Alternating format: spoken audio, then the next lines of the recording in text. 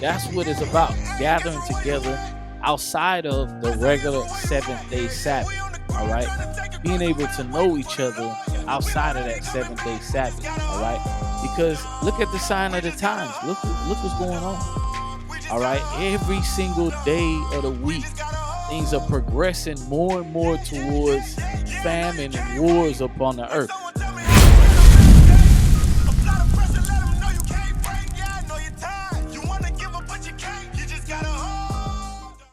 All praises.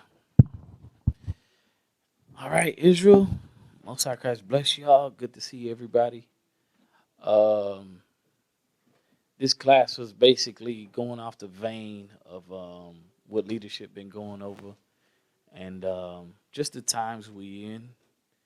And the class is called Zephaniah 2:1. Gather yourselves out of your comfort zone. All right, gather yourselves out of your comfort zone. So I want y'all to meditate on that. Why would the class be called Gather Yourselves Out of Your Comfort Zone? It's called that because it's easy to come together on the Sabbath. It's easy to come together on the feast days, and it's easy to come together on the feast days and be able to turn up and pass the trophy, to the brother or the sister side. You know what I mean? That's easy because ain't no tribulation going on. All right. But imagine where you have a time where there's a family that is a family of three, and compared to a family just one single brother, and ain't nobody eaten the last 3 days, and we have to come in here and perform Acts 4, where distribution was made according to everybody's need. That ain't no comfortable zone to be in. To let leadership say, no, this family gets a more bigger bag of food than you get. You understand? Because we trying to ration out the food and not just, you understand what I'm saying? It ain't like, well, hey, this brother got a big beard. We got to give him a big bag of food. No, it don't work like that. You understand? So the Most High is showing us in these last days that majority of Zephaniah 2:1 is going to be happening outside of our comfort zone. All right. For example, I want everybody to meditate on what I'm about to say. Let's say that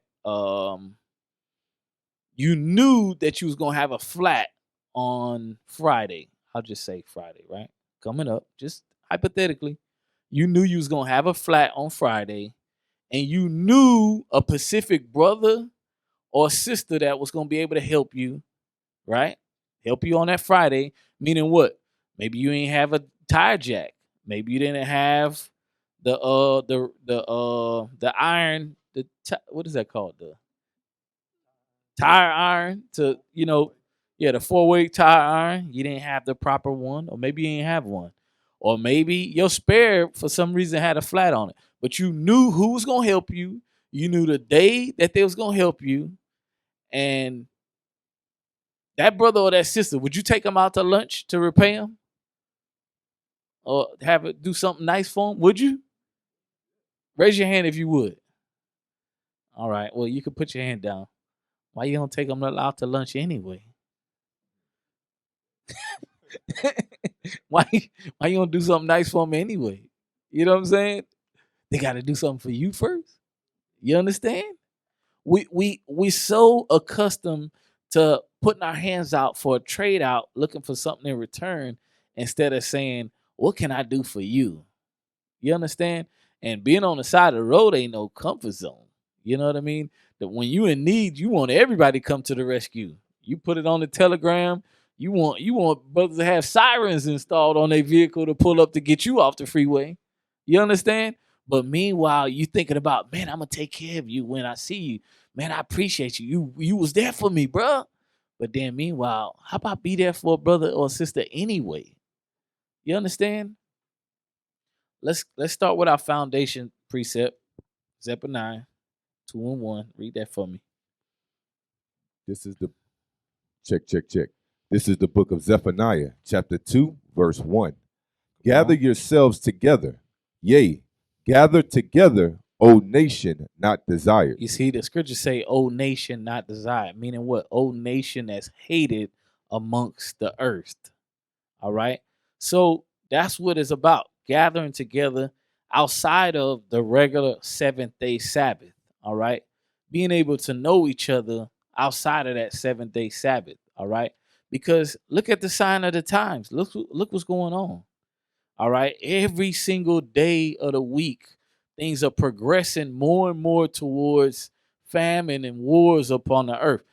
This week, a new variant came out, and it's I before the sun went down, something told me, my spirit told me, hey, look up in the sky real quick. Before I looked up, said, how much sun we got left? I looked up and I seen a whole bunch of trails of them spraying that crap. I said, uh-oh, everybody gonna start getting headaches, because it be happening. All of a sudden they be spraying them chemicals. All of a sudden everybody start getting headaches, and brothers start talking about they sick and all this other stuff.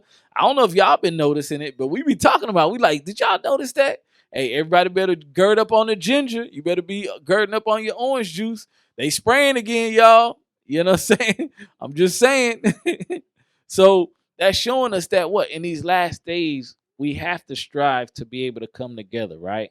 So now let's go to Sirach 29 and verse 20. All right.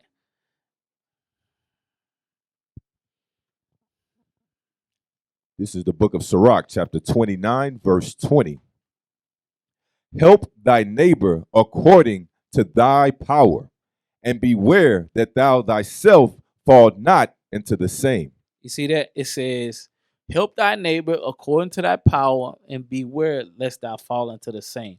So what does that mean? Have measure when you helping people. Don't give, if you got your last $10, you don't give your last $10 and say, nah, I need help. Hey, leadership, can I get some help? I gave my last 10. I was helping somebody. I gave my last $10 to this brother. Well, you didn't have the strength to help nobody. You understand? You could have gave them a portion of that, but you can't give them the whole amount. Then now you in the same. Read that part again. Help thy neighbor according to thy power. Come on. And beware that thou thyself fall not into the same. Right. So watch this. I want y'all to meditate on something out of your comfort zone. A lot of brothers and sisters, I know I'm gonna cut some people, but it is what it is. We just got to bring it out. A lot of brothers and sisters stay and live above their means. And those same situations that you put yourself in is the reason why some of them ain't here right now. They tired. They just got through working 2 jobs. Some brothers and sisters running Uber Eats right now, DoorDash, running everything, trying to get caught up on these bills and make up for these bad decisions you made. But I'm gonna tell you something. You better be thanking the Most High if you made those bad decisions and you able to still serve the Most High. Because some brothers and sisters make these bad decisions and you don't ever see them around. It's not that they don't love the Most High. It's bad decisions, managing money and funds and trying to live above your means that got them in the predicament they in now. You understand? So let's remember what we read. It said, read it again, verse 20. Help thy neighbor according to thy power. Come on. And beware that thou thyself fall not into the same. Come on. So watch this. We talked about lending your neighbor $10 when it came to don't give them the whole 10. All right, that's on a small scale. But what about a brother or a sister and a sister, whatever the case, that needed help when it came to living arrangements or needing help with a long-term help? How many brothers and sisters able to step out their comfort zone and help people like that? All right? Because at the end of the day, remember this eviction moratorium about to be over. And I ain't talking about, some brother that just walked in the door, some sister that just walked in the door. A lot of Israel got to shake that old man spirit off of them and also and still be converted. Those people, you want to give them a little bit of time. But people that's been in here for a while, striving on a consistent basis, then guess what? The Most High dealing with them when we have to start to think about the limits that we can help each other. All right, not just saying, "Well, I give you $20 from afar," but what about long-term help to help one another? All right, because in these last days, what you're gonna find out is read verse 21. Verse 21. The chief thing for life is water and bread and clothing and a house to cover shame. Now, these are the things that Israel's going to be needing help in these last days. All right? Why do you think they put them two verses together like that? Because it's going to be times and seasons in the near future where we're going to have to help one another. So how much the more that we should make sure we show ourselves friendly, because you never know who's going to be able to help you next week or help you next month. I'm going to tell y'all a story. A little story. One time I was people who don't know, I deal with 18 wheelers. So one time I was at a destination and I parked there and just went to sleep. And I woke up and I had a flat. I got out the truck and I was like, "Yo!" And basically I was real close to the ground and I looked at my front tire and I said, "Oh man, my front tire is flat as I don't know what." And I said, "Hey, who's in this area on the telegram? Hey, whoever's in this area that can help me, I need help. Reach out to me if you're free." And Officer Boaz called me. And I said, "Brother, can you help me?" He said, "Yeah, I'll help you." He said, "Man, I got an account at an 18-wheeler place. I need it." I said, "Bro, could you bring the tire?" So on and so forth. He brought the tire. I had a tire company come out and put it on. But long story short, I became friends with the brother after that. You know what I'm saying? Not because, I'm like, "Hey, this brother can help me. Let me see what I can use off this brother." No, it was because I said I never really knew this brother on that level other than outside of the Sabbath. You understand? So that's what made me befriend the brother. And, basically, I tried to look out for him. He tried to look out for me here and there. But these are small stories that we got to be able to hold to ourselves and say, "Look, one day we're going to need help one day." All right. And that help might be on a minor scale. It might be on a major scale. But it's twofold, because if somebody help you like that, don't abuse the help. Don't abuse the help. All right. Continue. Verse 22. Better is the life of a poor man in a mean cottage than delicate fare in another man's house. Come on. Be it little or much, hold thee contented, that thou hear not the reproach of thy house. You see that? Now that's humility. And I'm going to show you why that's humility. Some brothers and sisters would rather go stay in an apartment complex, that they charge you $2,000 a month for, $1,800 a month. They got a gym, they got they give you air, and they got a car wash and vacuum at the front. I'm telling you, they got state-of-the-art cameras, all this other stuff. You'd rather stay there instead of saying to yourself, "Okay, what's the most less crime in the cheapest place that I can stay in with my family, so I can grind up and get me a place that I can say is mine?" That's why read verse 22 again. Verse 22. Better is the life of a poor man in a mean cottage than delicate fare in another man's house. You know what's heavy about that? Let's talk about renting too. Because now you ain't never gonna own that, but you paying it. And guess what? Somebody mortgage getting paid off. That mortgage on that giant apartment complex, you making somebody rich. But we have to understand and say to ourselves, the scriptures is letting you know you need bread, water, and shelter, and having a mean cottage is okay. Why would the Most High tell us that? We want us to live like bums? No. Guess what? When your bills is low, we see you more. I don't know if y'all heard me. When your bills is low, we see you more. Because what?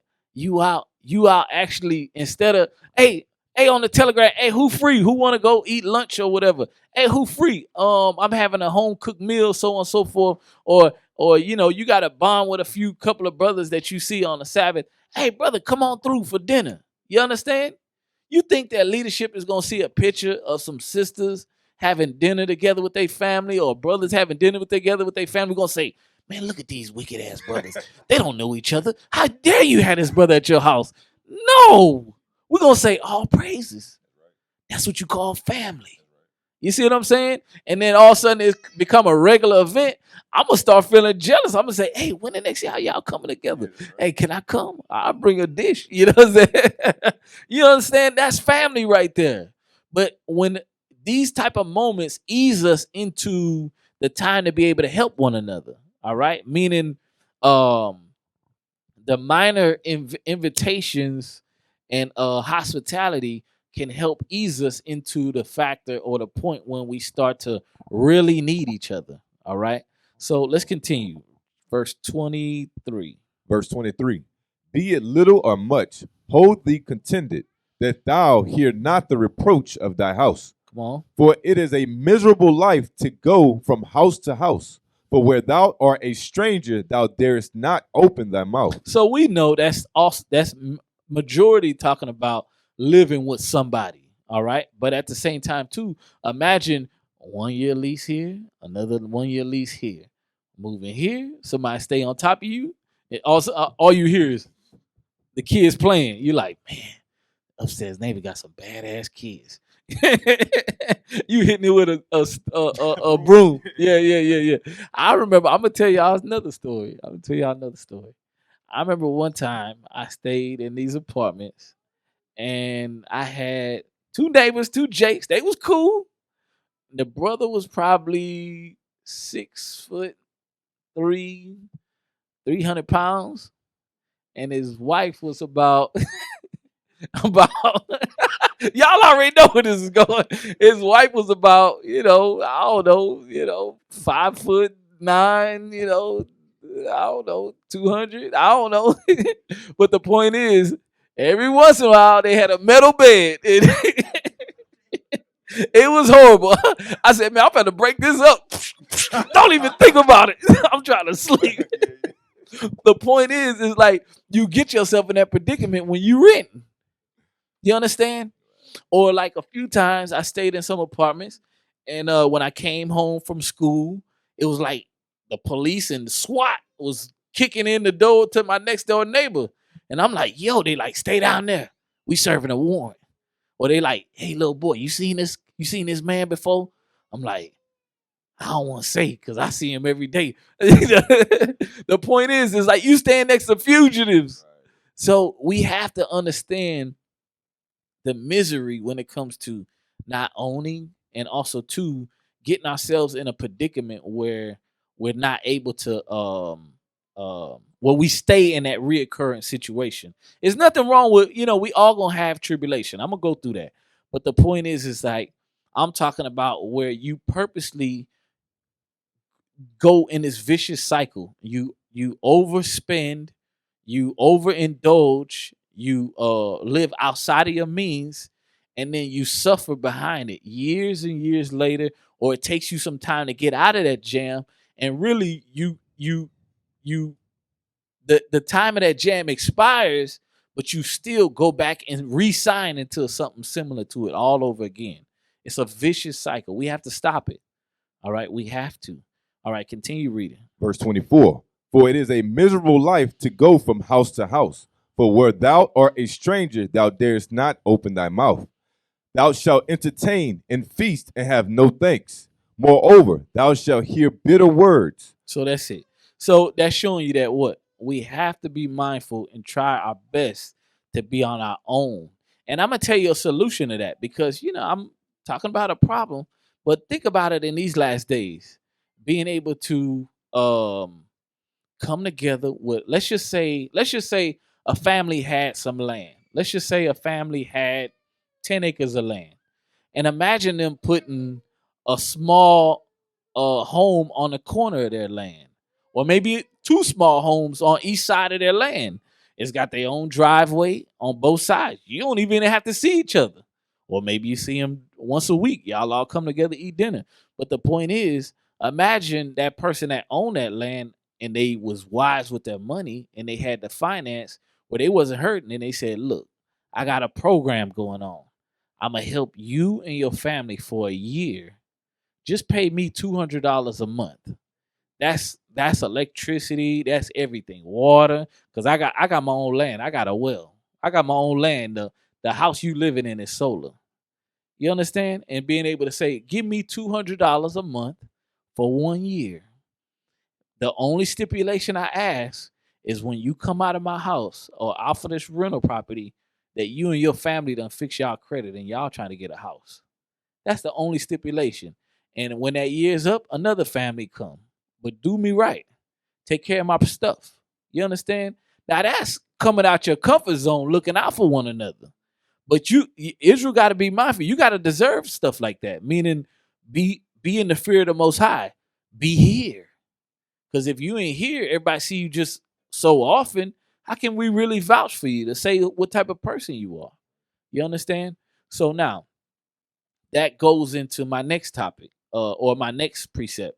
Let's go to Ecclesiastes 7 and 12. All right. Ecclesiastes.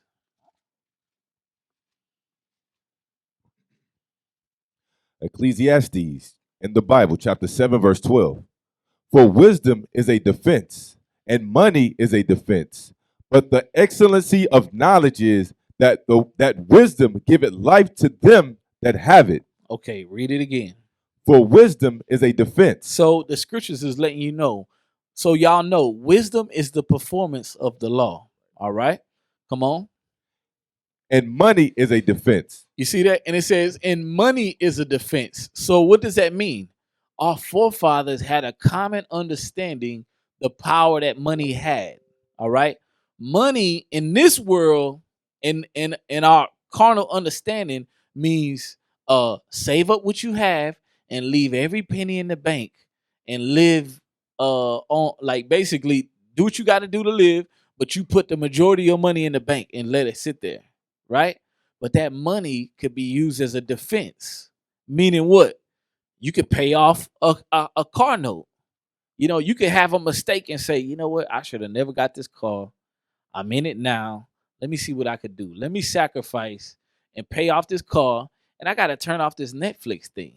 I got to turn off this cable thing. I'm not watching no cable anyway. You understand? Let me downgrade something. You understand? Something. Let me make sure these lights are off at a certain amount of a certain time at night in this household, or so on and so forth. Or you know what? I ain't gonna be able to go out twice a week to eat no more. You know what I mean? So it's different sacrifices that we can make to make our money work for us. All right. But in this world, our people are ignorant to that. That's what Esau does. He has LLCs and C corps, and he writes off everything. The clothes he wear on the 7 days of the week is all written off as uniforms. But our people don't know that. Our people think, well, let me just put my money in the bank. Let me go live over my means, and then I'll go to the payday loan place and go get a loan, and I'll be in a jam. And you'll never get out of that loan. You'll be in that loan for at least about 6 months. You just pay like an extension to just keep it going. I'm telling you. And the Edomites that own that place, they ain't never seen one of them loans in their life. They money worked for them. They used their money and invested and bought that payday loan place. But instead, we don't know how to use our money as a defense. Read it again. For wisdom is a defense, and money is a defense. But the excellency of knowledge is that wisdom giveth life to them that have it. So now I'm going to drop something heavy on y'all. Listen up what I'm about to say. The money that we have, that we come in contact with and the income that we have and that comes in contact in, it's like a chess move. We have to make wise decision and wise moves with it, so that money can free us up from the things that we constantly have to pay in this captivity. Meaning that money is used to not go live like the Joneses, but live very minimal, where you could be able to keep the Sabbath. All right. That money is used where you don't have to go run and grab 2 jobs. You can make it out to camp with the brothers, or you can make it to MOV, or the sisters. You can make it to the sewing committee thing, or whatever the sisters got going on, the Titus 2s and so forth, or some sisters coming together to go out to eat. You can actually make it because you live within your means. You're not living like you understand? The money that you have is to free you from captivity. The best we can be, meaning a very modest life. Not you living like, like you see some sister at your job that you trying to keep up with. You don't know what her money looking like, and you don't know how long it took her to get where she at. You don't know the husband that she have, or what type of money or family got, or what type of wise decision she made when to get to the point she at, but you trying to keep up with her. Or likewise, a brother. You see some dude at the job and he got this nice car. You don't even know what he did to do that. So at the end of the day, our money is to make sure our money is supposed to be used for us to free us up in this captivity where we can serve the Most High more. All right. For example, you start a business and all of a sudden, let's just say you made $30,000 every year. You start a business and your business starts to make $100,000, 6 figures a year. Why you making 6 figures? Is it a wise move to go grab more bills? Oh, I make 6 figures now. I'm about to go get me that Hellcat that I always wanted. You know what I'm saying? I am of the tribe of Judah. I gotta have a Hellcat. You know what I'm saying? Brother, you wicked, right? You got the devil. You being covetous right now, brother. The Lord bless you with a business, not for you to be a millionaire, but you can serve the Most High. The Most High bless you with a business, and you shouldn't be going to the Lord and talking about, Lord, please, I want to send up prayer. Heavenly Father, give me a business. Let me start a business so I can get me a Hellcat and I could outshine Moab at the job. You know what I'm saying? Lord, please hear my prayers. The Lord ain't hearing that prayer. When you talking about, Heavenly Father, please look out for me so I can keep my beard. They want me to shave my beard at this job, and I just want to keep your commandments. Please let me open up something that I could say, that I could walk in and somebody can't say, you fired today. Or a sister at the job, they always harassing the sister about her head cover or her dress or whatever the case. Side note, sisters ain't gotta wear a head cover every day now. Some sisters just wear it because they don't want to do nothing with their hair. But that's another topic. But anyways, but look, at the end of the day, think about it. You can end up doing something for yourself on a level to look out for yourself, to say, look, the Most High blessed me with a business so I could be able to serve him. You understand? Or bless me with a business so not only will I maintain my business and be able to have that freedom, but now when somebody's in need, I could be able to help them, help the body. You understand? I can increase on my arms to be able to make sure that that brother or sister that's trying to get out the jam that I was in a long time ago, that I could be able to help them. But meanwhile, our mindset is so stuck on what we absorb in this captivity. All right. And we got to come out of that. All right. So now, let's go to Sirach 38 and 24. Then after that, I got a video. This is the book of Sirach, chapter 38, verse 24. The wisdom of a learned man cometh by opportunity of leisure. Wait. Read that part again. The wisdom of a learned man cometh by opportunity of leisure. What that mean? That if you have time, you get wisdom. So if your time is spent on overtime because you didn't know that, you was trying to keep up with the Joneses, or you just say, well, I make more money, I guess it's time for me to buy more stuff. Then now you in this vicious cycle. You made more money, but you still in the same predicament. I thought you made more money to get out this predicament. Man, I need to make some more money. I'm always behind on my bills. Then next thing you know, the money come in, you like, man, I need a new bill. You know what I'm saying? And it's a vicious cycle. But meanwhile, the scripture just said, read it again. The wisdom of a learned man cometh by opportunity of leisure, and he that had little business shall become wise. You see that? So think about it. It ain't talking about you got a little business, meaning, entrepreneurship. It's talking about you got little business, meaning you got spare time. You understand? You should become wise, all right? Because that's how you're going to be able to excel in this truth. All right? Come on. Verse 25. How can he get wisdom that holdeth the plow? You see that? So you always working at, you work your regular job, then now you work at Amazon Prime, I mean, you work at Amazon. You know, I heard it's like working in Egypt over there, man. I heard you can't even if you use a bathroom too long, some button stuff, some alarm start going off. Anybody ever work at Amazon heard that before? Or if you move it too slow or something, your boss come over there and say, "Hey, what you doing?" They got computer, huh? They started a union. Oh, okay, okay. Oh, okay. Wow. So I don't know y'all ever seen them gifs or them memes where they talking about Amazon workers and they be having them whips behind their back. That's how y'all get that stuff the next day. We was about to order some frankincense and myrrh. It said it was gonna be here in 30 minutes. Nah, I was kidding. And you know, it's our people that was gonna fulfill that order. You know what I'm saying? So this the point that we maintain in this world. You can't do two things. You can't serve the Most High while you on the clock over at Esau. But guess what? Sometimes you get some studying in if you got your own business. You could be doing your thing with your business, and you could take a quick break. You could say, I need to take a break real quick. Ain't nobody behind me gonna tell me I'm fired. Let me get my study on real quick.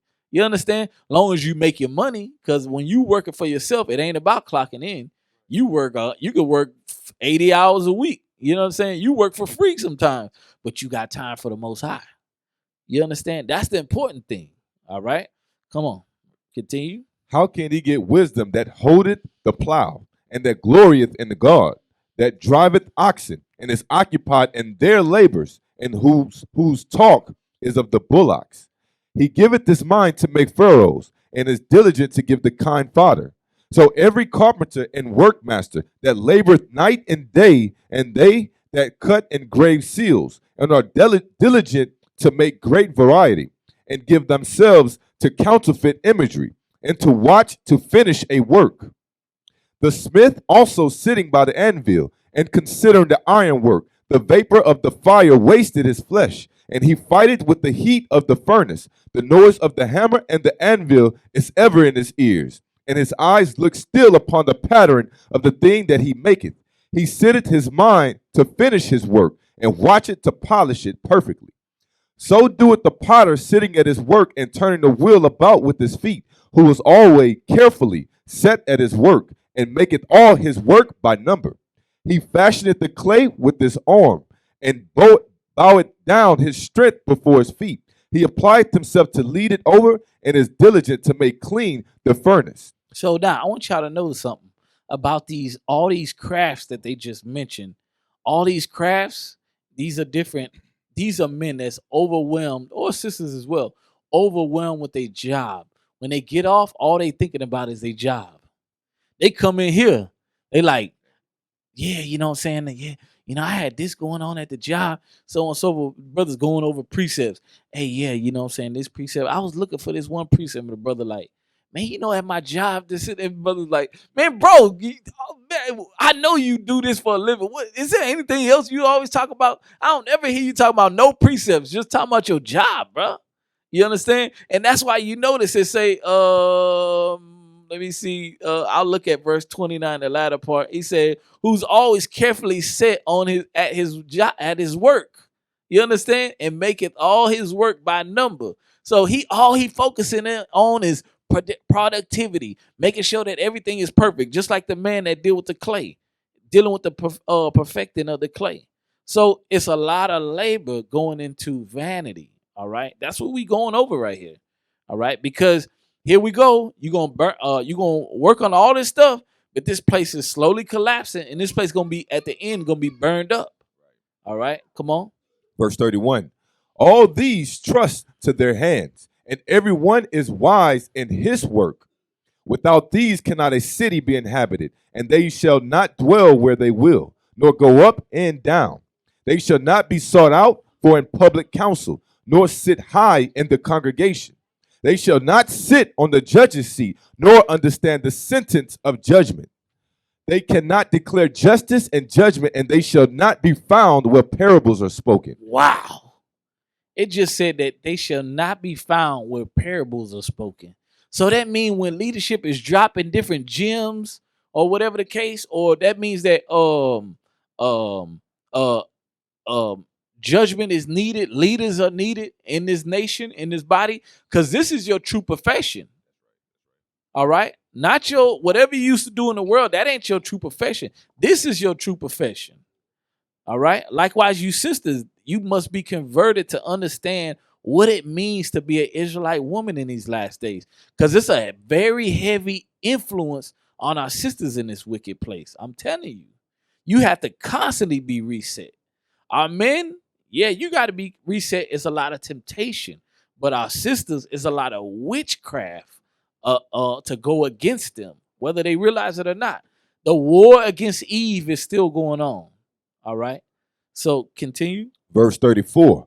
But they will maintain the state of the world, and all their desire is in the work of their craft. You see that? So it said they will maintain the state of this world.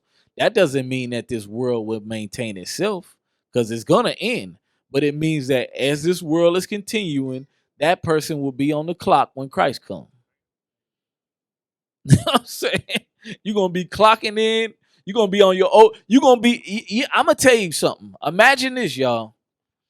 This brother or this sister that's a workaholic, not by choice, but over time they became a workaholic, and the Lord became second because of bad decisions dealing with money and finance and dealing with living over their means.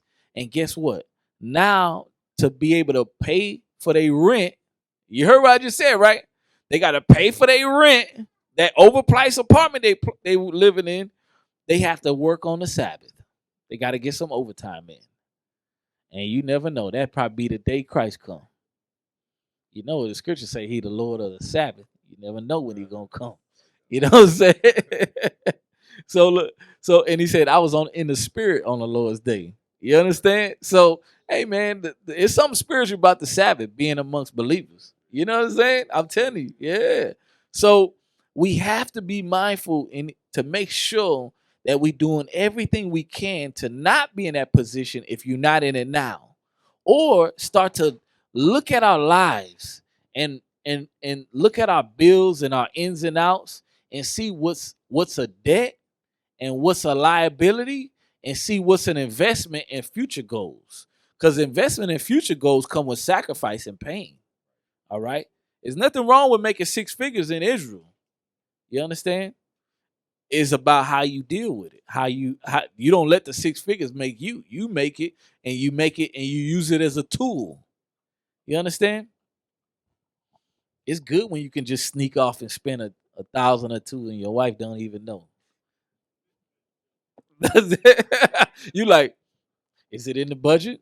It's in the budget. We doing our thing. You know what I'm saying?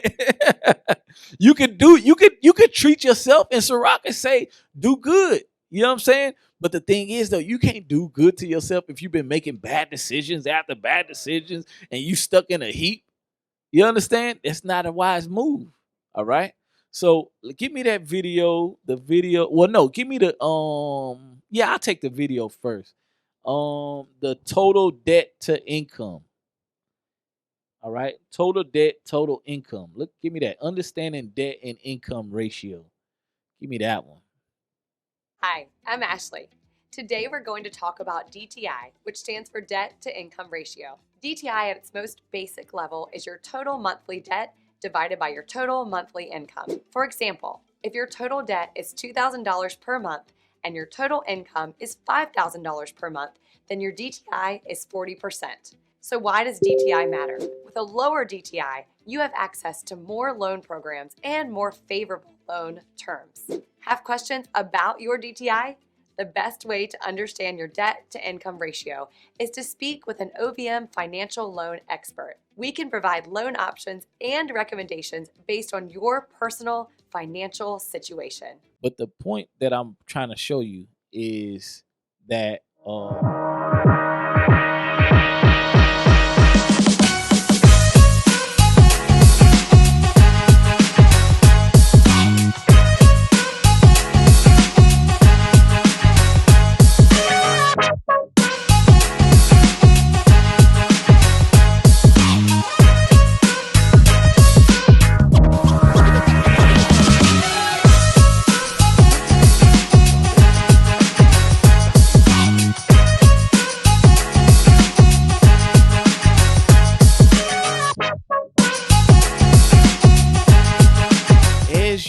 continue to look at our finances, you must look at your debt to income ratio. You have to look at these things and say to yourself, these type of things will keep me out of even owning a house.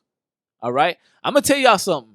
The rich, they don't look to own houses because they own so much income. I mean, properties and businesses and so on and so forth. They don't care where they stay. They don't really want no tie. Look at Elon Musk.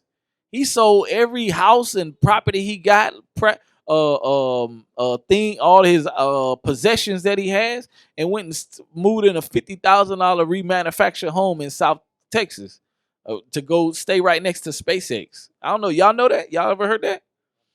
He the top billionaire in the whole planet, and he sold all his houses to go stay in a $50,000 house over in South Texas, right next to the launch site, because he on a mission. He trying to get out of here. He know this place over, but that's a topic in itself. He trying to go. Right. Esau don't care what he do, but this the point though. We have to try our best to build houses and plant vineyards according to Jeremiah 29:4-5, right? So think about it. If you, let's just say, looking at that debt to income ratio, let's just say you barely made it. You like, they say, okay, let us type in your info, and you standing on the other side of the loan desk, talking about, please. They say, yeah, you passed. Then you like, whew. So then now they say, you approved for a $250,000 house. You like, yeah. And then next thing you know, your wife is like, okay, all right. Before you even get to the house, she looking at houses for $250,000. Yeah. You like, hey, sister. What about a $200,000 house instead? You know what I'm saying? Because what? Why you got to use the whole $250,000? Why you got to use the whole thing? They said you approved for the $250. Why you don't just look for $2 or $150? Oh, you want to keep up with the Joneses. Oh, I get it. That's why your kids always in at daycare. That's why if your wife went sick, that y'all house being on foreclosure. That's why you got this credit card and that credit card, and you say you just got it to build your credit, but you be buying groceries on that credit card. That ain't building no credit. That means you made some wrong decisions. That's why you got that credit card. That's why you got all this debt. Because meanwhile, you had the opportunity to make the right decision when it came to your debt to income was right, but you say, you know what? I gotta max it out.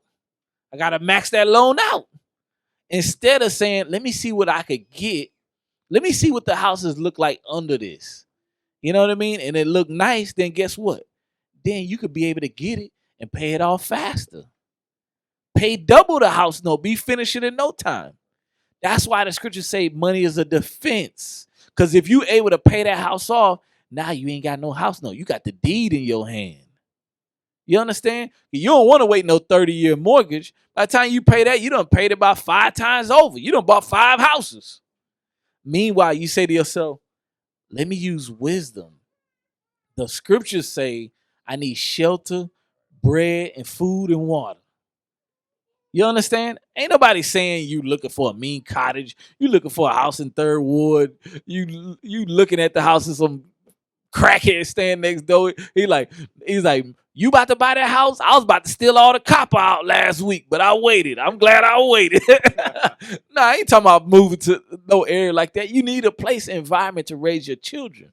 But we talking about being able to live within your means and not go crazy and not suffer behind it. Because I'm going to tell y'all something, especially I'm directing this towards you men. You men are leaders and guides of your house. You're the priests. And you must step up into that role and be that leader that the Most High commanded you. And also, too, you have to let facts go before emotions in times of major decisions.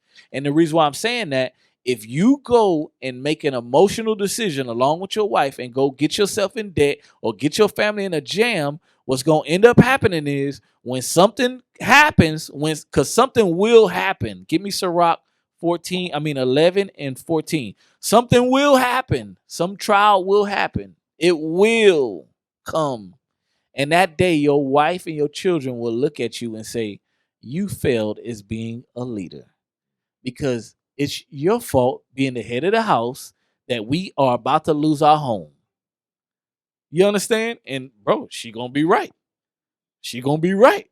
You should have put your foot down in the beginning and said, sis, I know you love that one house, but tell you what, let's pay this one off, or let's go ahead and let's go for the lesser one, and we could be able to do what? Save up and start a business or something. Then we could look for a bigger house that our debt to income ratio where you understand. So I have to say that because I'm not saying that if your finances can't cover it, you can't get the $250,000 or whatever they say you approved for. But the point what I'm trying to say is some people go and sit down at that table and they say, man, your debt to income ratio is good. You could pay about 3 of these houses. You're like, okay, fine, I could get the loan then.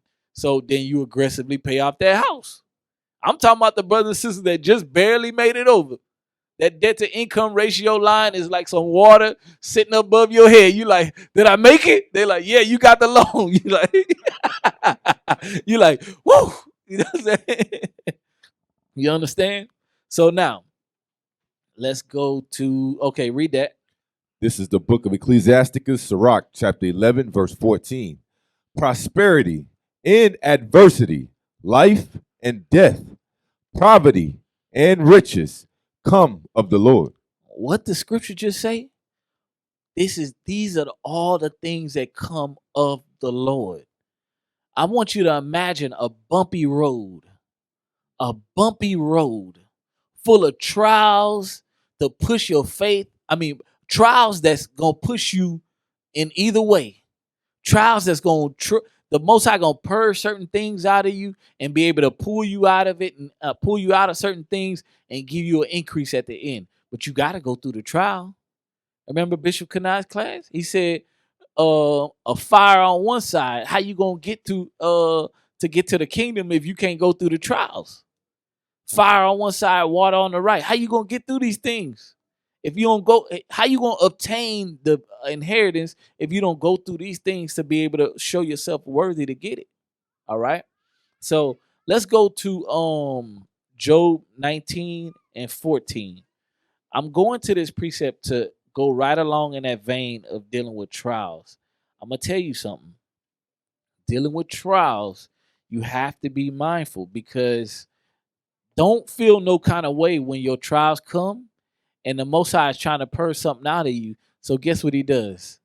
He makes sure that you're going to have to go through them trials alone. That doesn't mean that the body or leadership ain't there for you on some level, but some of these trials, you're going to have to push through it yourself. Because the Most High gonna move, the Most High gonna put the Spirit on everybody around you to give you some distance, give you some space to see how you handle that trial. Because the scriptures say you must work out your own salvation with fear and trembling. All right, read what you got. This is the book of Job, chapter 19, verse 14. My kinfolk have failed, and my familiar friends have forgotten me. Verse 15. They that dwell in mine house and my maids count me for a stranger. I am an alien in their sight. I called my servant, and he gave me no answer. I entreated him with my mouth. My breath is strange to my wife, though I entreated for the children's sake of mine own body. Come on. Yea, young children despise me. I arose, and they spake against me. All my inward friends abhorred me. They whom I loved are turned against me. My bone cleaved to my skin, into my flesh, and I am escaped with the skin of my teeth. So you know what's heavy about that? That's showing you that when a trial hits you, don't be confounded if friends ain't there, your wife is out the spirit. You like, sister, why you ain't supporting me right now? The Most High put the Spirit on her because it's something that the Most High trying to purge you through, right? Come on. Verse 21, have pity upon me. Have pity upon me, O ye my friends, for the hand of God had touched me. You see that?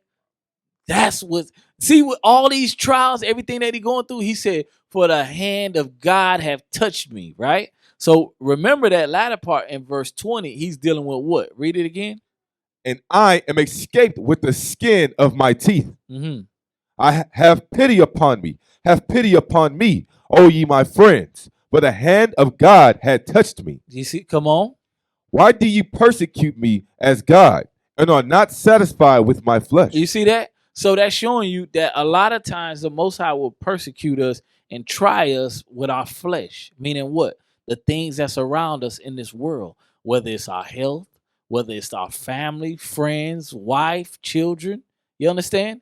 So these are the type of things that we have to be mindful of. All right, come on. Oh, how that my words were now written. Oh, that they were printed in a book. Wow. That's I don't know if y'all caught that. He said if Job knew that his trials was going to be documented by the Most High. That's for another topic.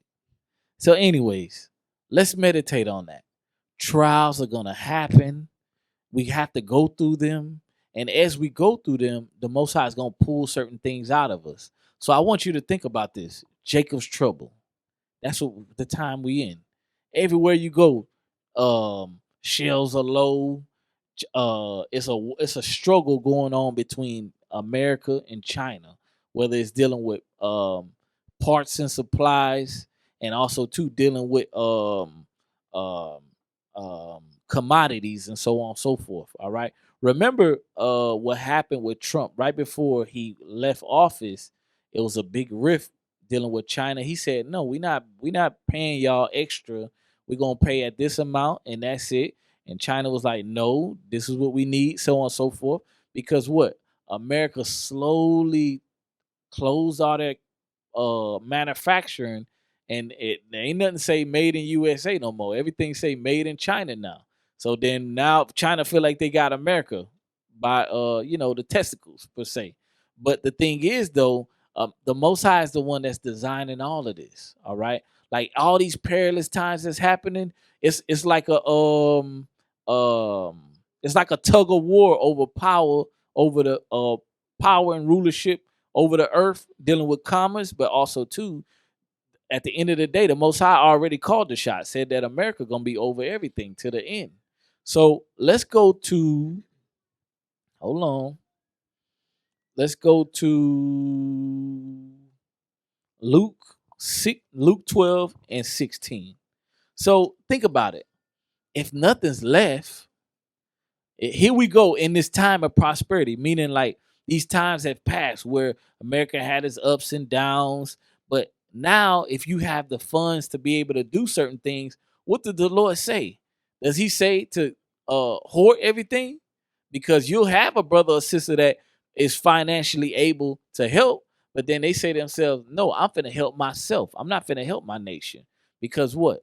I want to make sure that I'm good. All right. In a time of a pandemic or famine and so on and so forth, that ain't the time for you to hoard for yourself. That's the time for you to gather together. Because to hoard for yourself, meaning you looking out for you. You think that yourself is going to get you out of this predicament. You and your money cannot get you out of this predicament that the Lord put in this whole nation in, even the whole world is going to go through this. All right, come on. This is the book of Luke, chapter 12, verse 16. And he spake a parable unto them, saying, the ground of a certain rich man brought forth plentiful. And he thought within himself, saying, what shall I do? Because I have no room where to bestow my fruits. And he said, this will I do. I will pull down my barns and build greater, and there will I bestow all my fruits and my goods. And I will say to my soul, soul, thou hast much goods laid up for many years. Take thine ease, eat, drink, and be merry. See that? See this? Now, this guy right here, he was a greedy prepper. He said, I got everything. I got enough for years. He said, I'm rich. I'm going to tear down this storehouse that I got. I'm going to build a warehouse now to store all my stuff for me. Eat, drink, and be merry. All right? Imagine this man. Is he looking out for his people, his nation? No. He don't care about his people. And that's the mindset the Lord is letting us know not to move like that. But let's read on. Verse 20. But God said unto him, thou fool, this night thy soul shall be required of thee. Then who shall those things be which thou hast provided? Come on. So is he that layeth up treasure for himself and is not rich towards God. And he said unto his disciples, therefore I say unto you, take no thought for your life, what ye shall eat, neither for the body what ye shall put on. The life is more than meat, and the body is more than raiment. Consider the ravens, for they neither sow nor reap, which neither have storehouse nor barn, and God feedeth them. How much more are ye better than the fowls? So wow, that's heavy because the Lord's letting us know in times of tribulation, no matter what you do, you cannot overstore and look out for yourself or be selfish and not look out for your people. Because at the end of the day, all that stuff that he stored up, now who's going to take it? You understand? The people that's going to bury him is going to say, wow, you know, it's a whole storehouse over here full of stuff that he left behind.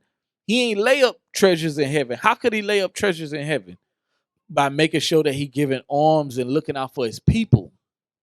Remember when Christ said, when I was hungry, you fed me. When I was sick, you visited me. When I was in prison, you visited me. When you did this to the least of the brethren, you did it to me. So that's letting you know the least of our people, that's commandment keepers, we must look out for, especially in these last days. All right. That's how you're going to receive the kingdom. That's how you're going to show your faith. All right. Not only giving alms, but looking out for one another as a nation of people. All right. So now let's go to um that trailer that I sent. The trailer is the movie Finch. The movie Finch. You watched it? You liked it? It was all right. All right. Make it. Not without my team. We do this together.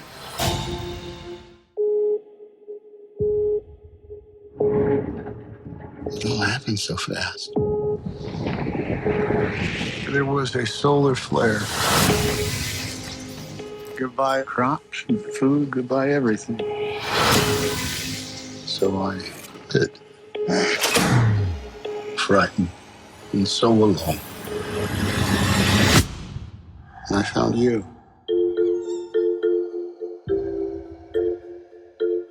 What shall we have? Get your elbows off the table. Get your elbows off the table. All right, you're next. You see, I'm developing something interesting. Giant leap of faith. Now, if you can speak, tell me something about you. Robots must protect dog. If we don't go before that storm hits, we'll die, all of us. As soon as you can walk, we're leaving. 1, 2, 1, 2, 1. That's falling. 1, 2.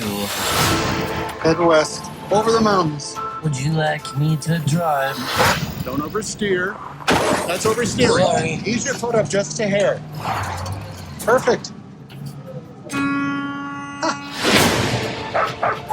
Hey, what's all the fuss? I learned to talk dog.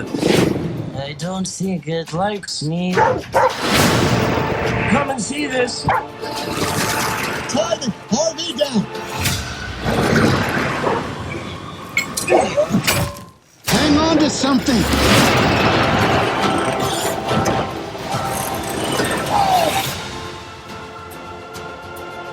We should be safe once we get into the mountains.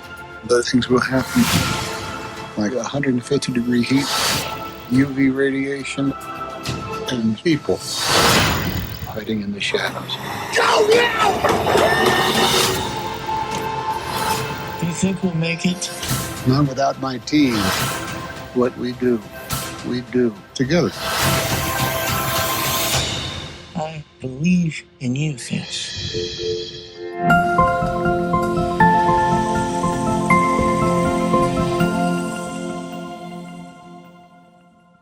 Funny things in it, but I pick up a lot of other things in it. All right, like for one, if you notice, in the aftermath of America's destruction, the white man though he can't be out in the sun no more. That's one thing, right? But this the point. If you noticed, he was alone. He was alone. He had a dog and a robot. You still alone. You have no one to be there with you other than a dog and a robot. He telling the dog, get your feet off the table. Get your elbows off the table. You know what I'm saying? Hey, do you notice Tom Hanks always do a movie about him being alone and with a soccer ball last time, wasn't it? In Castaway. But the point is, you don't want to be that brother or sister that finds yourself alone in times of tribulation, stuck with your dog. Your dog is not your companion. Your dog is not your friend. Stop eating dinner with your dog. All right. So that's showing you that what? We have to be mindful in these last days to be able to gather together. Because if you gather together, you ain't gonna find yourself alone. All right. Let's go to Ecclesiastes 4 and 6. You ain't gonna find yourself alone. You're gonna find yourself with help. All right. If you notice, he was alone, but in that video, he was showing you that he needed help.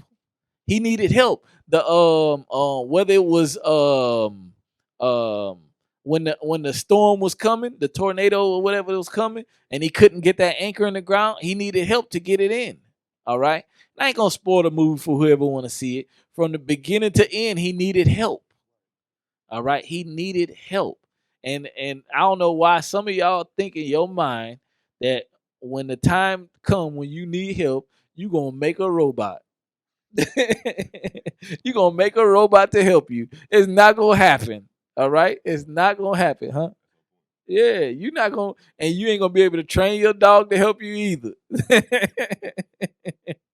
All right, come on, read that. This is the book of Ecclesiastes, chapter 4, verse 6. Better, no, verse 9. Verse 6. Verse 6. Verse 6. Better is a handful with quietness than both the hand full with travail and vexation of spirit. You see that? So it's showing you, it's a better is a handful with quietness than what? Then both the hand full with travail and vexation of spirit. Right. That's talking about getting some help. That's what that's talking about right there. Come on. Then I returned and I saw vanity under the sun. There is one alone, and there is not a second. Yea, he had neither child nor brother, yet there was no end of all his labor. Damn. You see that? It said there was no end to all his labor. Because when you have some help, the labor's finished faster. Right. All right? Don't just try to look for somebody in the day of your tribulation. You better look for somebody that you can help, and look for somebody that can that you can look out for and build a bond with. But you want to look, and then that's another thing too. Israel better be mindful of this too. You looking for your clique. You looking for all these people that's in your little comfort zone that you just jail with on the Sabbath. Nah, that ain't how you move.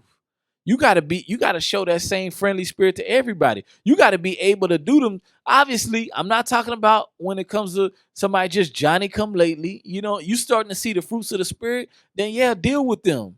Because you never know who the Lord gonna use to be able to help you. All right. It's brothers that I speak with during the week. Actual brothers. I don't even think the brother in the MOV program. He reached out to me. I helped the brother. I'm gonna tell y'all a story. He go, perfect two is better than one story. I had a brother reach out. He said I was helping him with a venture. His venture got off the ground. He called me. He said, Cap, there's another brother in a similar situation. He need help with a venture. Can you help him get off the ground? I said, go ahead, give him my number. He could call me. So when I talked to him, he had a problem that he could not solve unless he had a mentor that could actually take him by the hand and help him train him. So next thing you know, I said, brother, you probably gonna have to go to Esau to get you some training. Then I said, yo, it's a brother that actually has the experience, but if you pay him enough, y'all can work out a deal. You could train him, and he needs some funds to be able to get to the position you in right now. So you could train him. I mean, he could train you and you could pay him. So you got the money flowing in. Y'all can work together, make the money. You walk away with the training. He walk away with the money to be able to start his business. So we all sat down. We sat down at a spot for them to talk business. We brought our laptops. We went over it. I said, bro, y'all better put this in writing. Yeah, we're gonna put it in writing, Cap. Okay, all praises. All praises. Them brothers moving. They said, Cap, man, we talk to each other about 3 hours a day. They said, man, I talk to that brother every day. Matter of fact, I called the brother before I came here. Bro, what's good? You got some progress? Tell me some good news. Oh, this. Okay. All right, bro. I'll see you later. So the point is like we have to look out for one another. It ain't no boundary to say, oh, I'm leadership, you know what I'm saying? My nose is up in the air. I ain't helping nobody. I need somebody to help me. That ain't how we move. That ain't how men of the Most High move. I ain't never seen none of the leadership move like that, ever. So that show you the sense of humility. Like, for example, if I'm down, I'm under the weather, you got deacons and bishops calling me, checking on me. That's humility. You know what I'm saying? Those are men of the Most High. Not to say, oh, I'm sick, I'm supposed to call them. It's not like that, but I'm just saying, like, I could easily, hey, bishop or deacon or whoever, can you pray for me? You know what I'm saying? I'm not feeling well, whatever the case. But the point is for us to look out for one another, all right, at multiple levels, all right. We all joint heirs together, and that's why you can't have pride on you to not want to help somebody, all right. So come on. Ecclesiastes chapter 4, verse 8. There is one alone, and there is not a second. Yea, he had neither child nor brother, yet there is no end of all his labor. Neither is his eye satisfied with riches. Neither saith he, for whom do I labor and bereave my soul of good? This is also vanity. Yea, it is a sore travail. Two are better than one, because they have a good reward for their labor. You see that? So the Lord is showing us the contrary. He's showing us the cons of being alone, and now he's showing us the pros of being together. All right, showing us the pros of stepping out of our comfort zones and saying to ourselves, okay, what can I do as a nation of people to be able to help my people, get out this predicament? The ones of my people that have been converted and understand the mission. Because you can't say you converted and you still move like you are, like you don't know, like you ignorant to God's laws. That's not converted.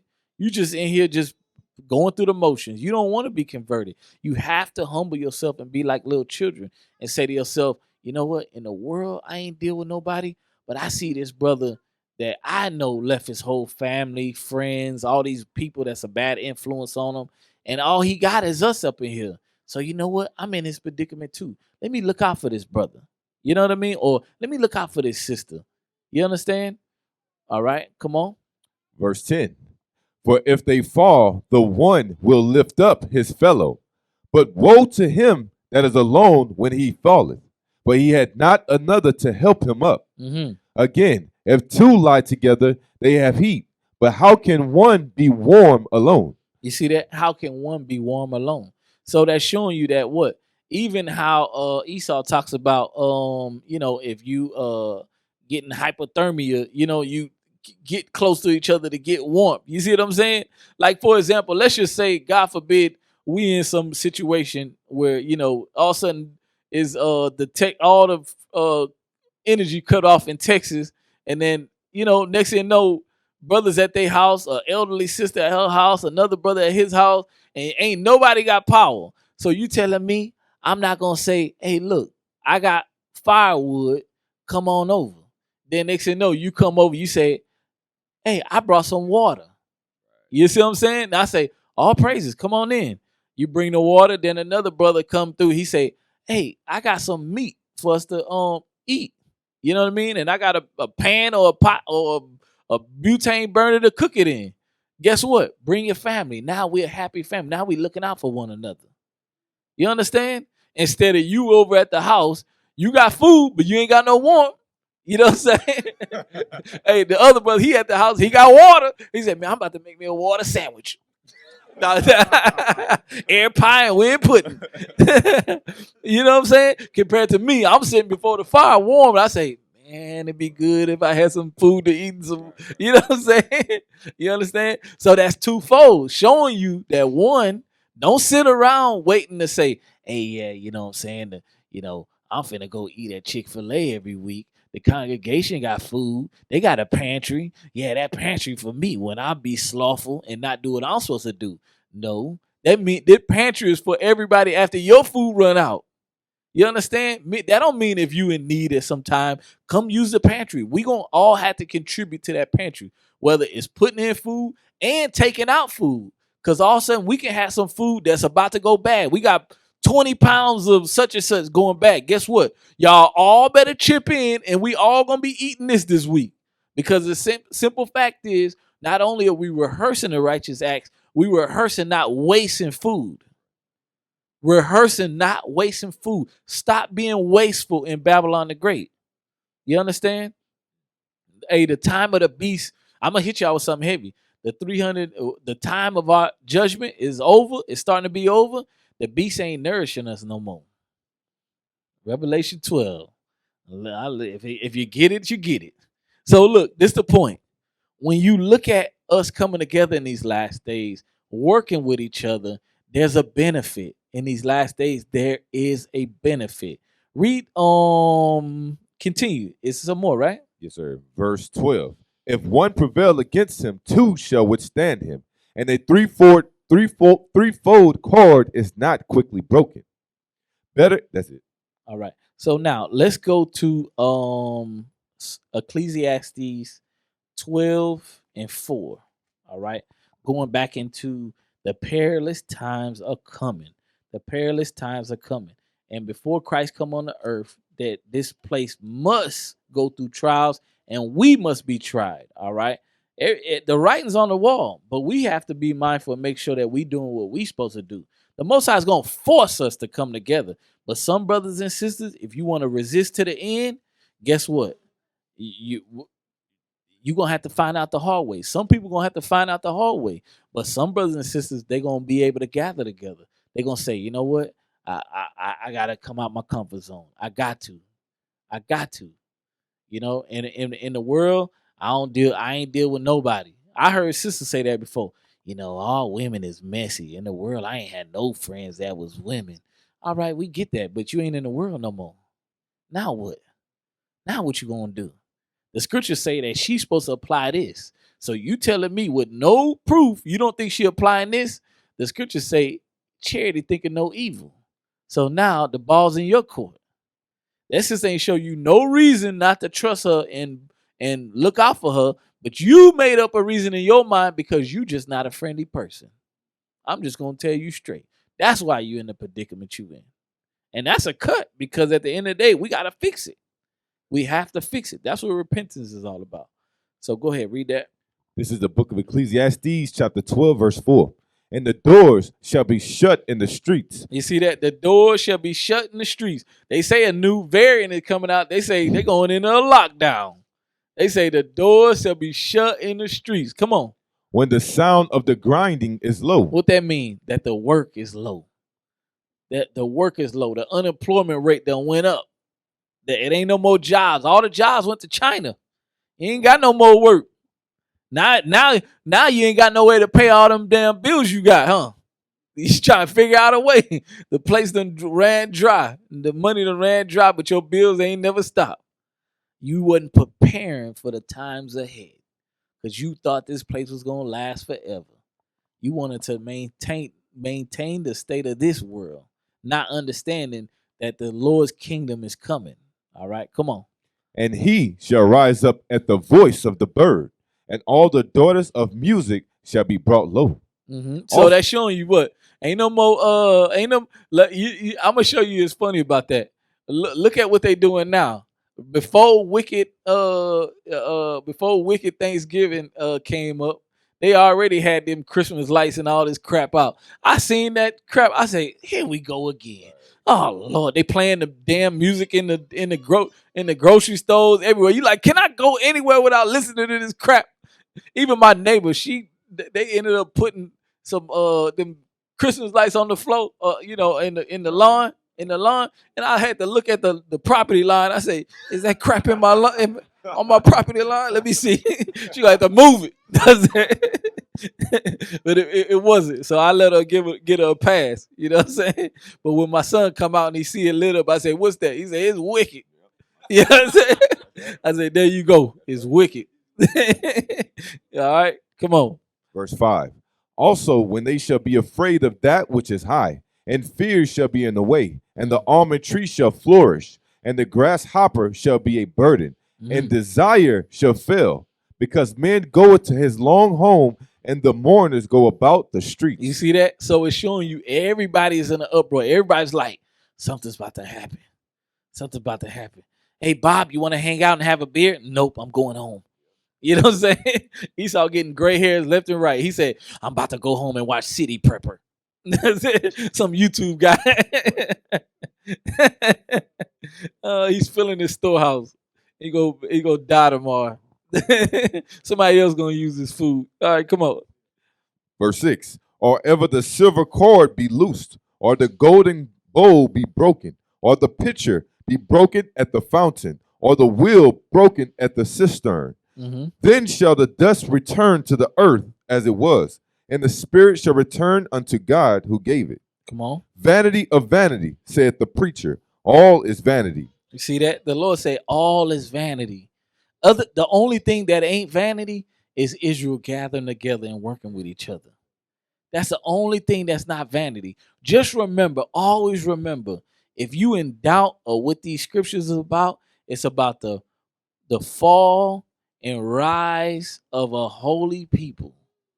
That's what this whole story is about. The fall and rise of a holy people. This greatest adventure book ever written. It's full of adventure and downfalls and uphills, showing what the perseverance of all type of iniquities, the perseverance of these heathens, the perseverance of all these different trials that we gotta have to go through, but we have to go through them to be worthy to be over everything.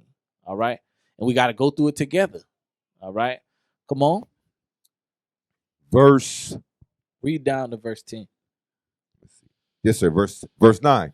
Moreover, because the preacher was wise, he still taught the people knowledge. Yea, he gave good heed and sought out and set in order many proverbs. You see that? So that's showing you that's the only thing that is not vanity. Us being set in order, us as a nation, these scriptures being made sense to us. All right, come on. The preacher sought to find out acceptable words, and that which was written was upright, even words of truth. You see that? So that's heavy because at the end of the day, that's why all scriptures is written for our learning. I'm gonna tell y'all something. Just a side note. That's why you got to be mindful of these camps and these other, they are brothers, but they go off when they say, well, Judah had multiple wives. King Solomon had multiple wives, brother.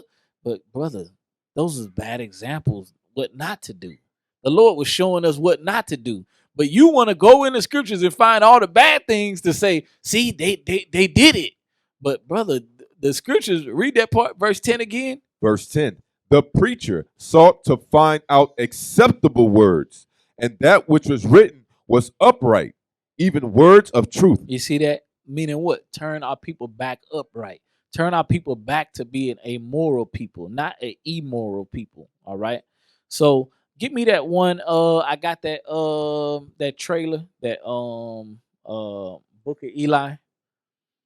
That movie's a classic, y'all. That I could say honestly, I want to say that's one of the movies that I actually watched more than twice. And I don't watch too many movies twice. Oh, let me say one more thing too before you play it. If you notice in the trailer, Finch, it's back to the basics. Ain't no internet no more. Ain't no nice car. It's solar. He was using solar, and he was actually staying in a wind turbine. Before he left, he was staying in a wind turbine, and the vehicle that he was using, the big giant RV, was solar. That's the way he made it across the whole part that he was trying to get to his journey. All right. And as he was going, he was going through trying to find food. You heard he said it wasn't no more food. So that's showing you that what? Esau knows. He makes movies about it and puts it in your face. And other Edomites will watch them videos and they say, I got to get my food together. You know what I'm saying? All people are watching like, this is a stupid movie. You know what I'm saying? You know what I'm saying? I heard Lizzo got a new track out. You know what I'm saying? I'm just saying, our people are bugged out. You know what I'm saying? So likewise with this movie, The Book of Eli, if you notice, water was very important. The word of the Most High was very important. men played a more leadership role. Meaning what? A lot of you brothers, man, y'all, man, the world did y'all disservice. Y'all just know the video game. Y'all know the brothers know how to know what by memory. They know which one is X, triangle, and square and circle on that video game controller, but they don't know how to change a flat. They don't know how to kill a quail. You know what I'm saying? Harvest some food.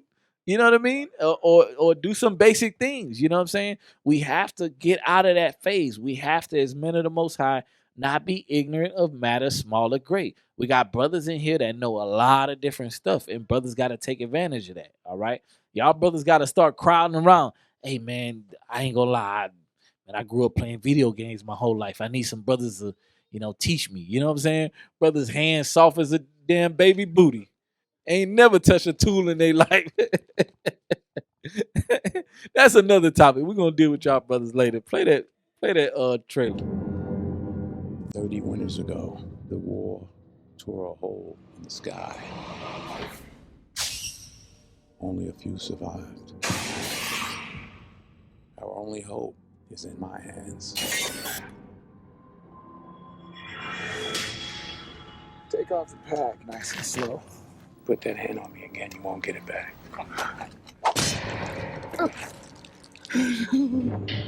Cursed be the ground for our sake. For out of the ground we were taken, and to the dust we shall return. I told you weren't going to get that back. This little town, just beginning. All we need is that book. He's different than the others. You're not going to be able to make him do what you want him to do. This is your last chance. Give it up or I swear I'll bury you. I don't want any trouble.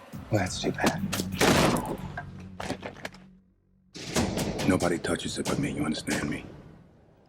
I love this guy. Shoot him, please.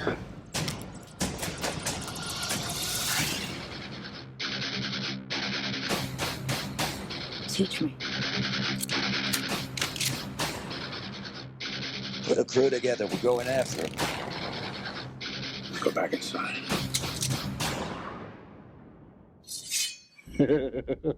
Close your eyes.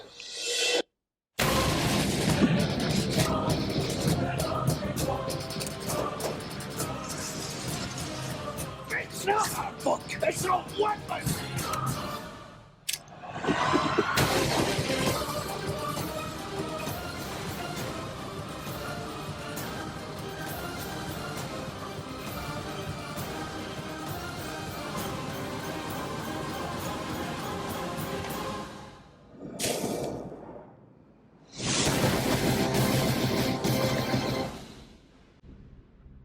That's a good movie right there. What I noticed in the movie, it definitely was dealing with perilous times, desolate times, the world that we knew being over with and non-existent, and showing you that what we need each other. You notice that about that one sister that when she seen that the Lord was with him, she said, I want to go with you. Can I go with you? And you could teach me. You know what I'm saying? So what I noticed about the movie was perilous times and the word of Most High. That's what I took out of it. So, obviously some bones in there here and there, but the point is, it's for us to strive to work together in travail. All right. So now we're gonna speed things up. All right. Let's go to Micah 4:10. This is the book of Micah, chapter 4, verse 10.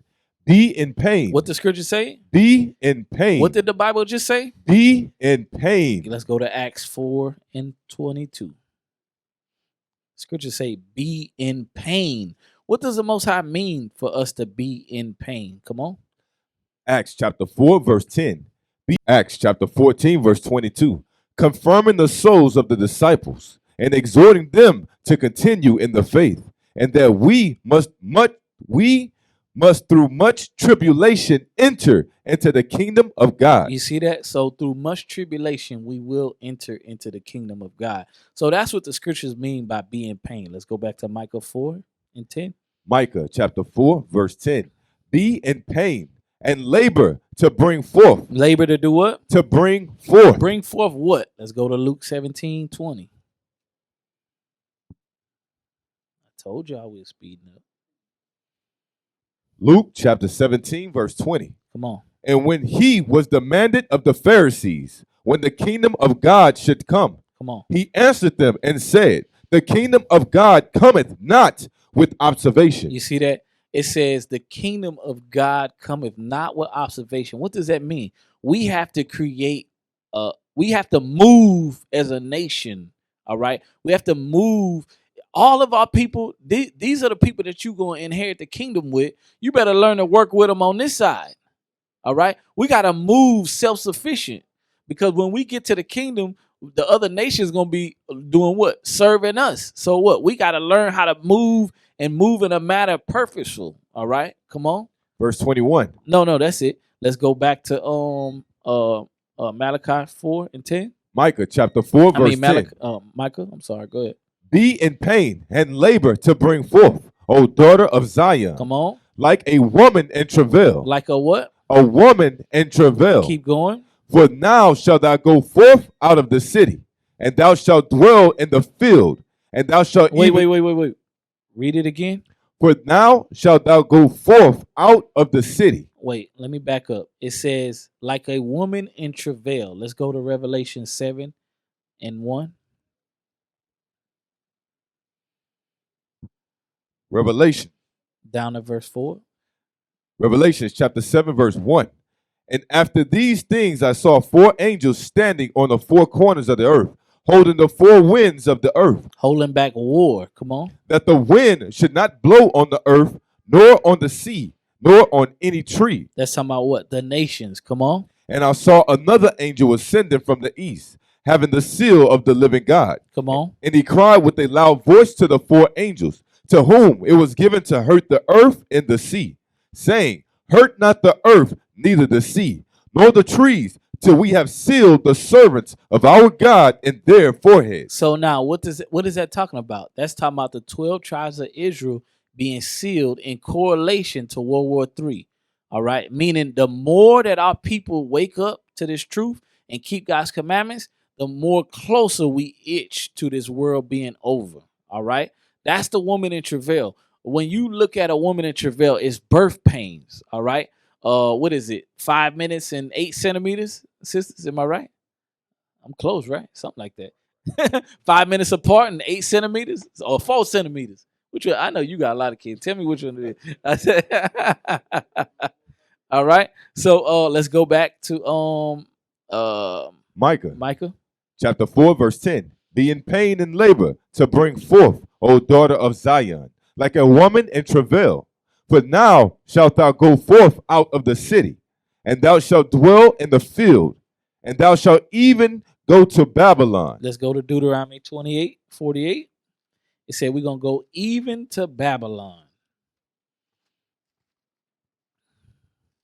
We're going to read verse 48. We're going to jump down to verse 68. Deuteronomy chapter 28, verse 48. Therefore shalt thou serve thine enemies, which the Lord shall send against thee, and hunger, and thirst, and in nakedness, and in want of all things. And he shall put a yoke of iron upon thy neck until he have destroyed thee. Jump down to verse 68. Verse 68. And the Lord shall bring thee into Egypt again with ships, by the way whereof I spake unto thee. Thou shalt see it no more again. And there you shall be sold unto your enemies for bondmen and bondwomen, and no man shall buy you. So that's why the scriptures say that we would go even to Babylon. We're going to go forth out of the city, be put out of Jerusalem, and do what? Cast out into 70 AD and scatter throughout the lower parts of Africa and do what? It get carried away captive into Babylon, right? Let's go back to Micah 4. Micah 4:10. Be in pain and labor to bring forth, O daughter of Zion, like a woman in travail. Come on. For now shalt thou go forth out of the city, and thou shalt dwell in the field, and thou shalt even go even to Babylon. There shalt thou be delivered. There the Lord shall redeem thee from the hand of thine enemies. Let's go to Revelation chapter 11, verse 12. It said, we're going to go forth out of Babylon, and there shall thou be redeemed. Go ahead. Revelation chapter 11, verse 12. And they heard a great voice from heaven saying unto them, come up hither. And they ascended up to heaven in a cloud. You see that? It says what? And they ascended up into heaven in a cloud, and what? And their enemies beheld them. So let's read Micah 4:10, the latter part. There the Lord shall redeem thee from the hand of thine enemies. You see that? So that's showing you that what? There shall we be delivered in the midst of our enemies. That's why the scriptures say, and our enemies beheld us. Now read verse 11. Verse 11. Now also many nations are gathered against thee. They say, let her be defiled, and let our eye look upon Zion. So what does that mean? That's showing you these nations don't want to see us come together. They don't want to see us delivered. And that's exactly why we have to fight. Let's go back to Zephaniah 2:1. We have to fight to put our nation back together. We got to come out of our comfort zone. We got to do things that we're not comfortable doing. We got to learn to be amongst each other, learn how to work together, and learn how to be able to know that the substance that's in your hand is worthy to be in your brother and sister's hands as well. All right. If you have the strength to give it. Come on. Zephaniah chapter 2, verse 1. Gather yourselves together, yea, gather together, O nation not desired. Come on. Before the decree bring forth, before the day pass as the chaff, before the fierce anger of the Lord come upon you. You see that? So we have to gather together before the judgment. All right. And with that, I say shalom.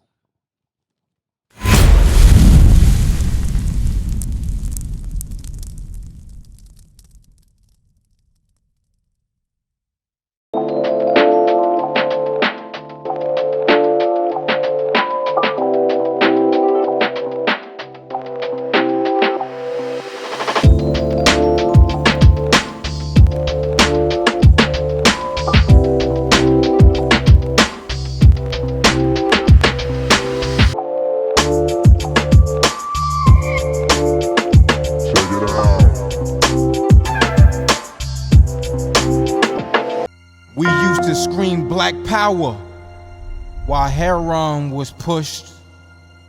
But at the end of the day, nothing's in vain. IUIC has been given a vision. The tents of Judah has risen. Many has attempted the mission. Minor murmuring, omitting, and missing the mark. Just reading that he had the flame of fire in his eyes gave us the spark. We on Paul's mission. We out on the road, purple and gold, from Mexico, Cuba, Haiti, Ghana, Sierra Leone. 144,000 boots banging, concrete crackling. These are our men repented at heart. The scriptures is proof. IUIC, we deliver the truth.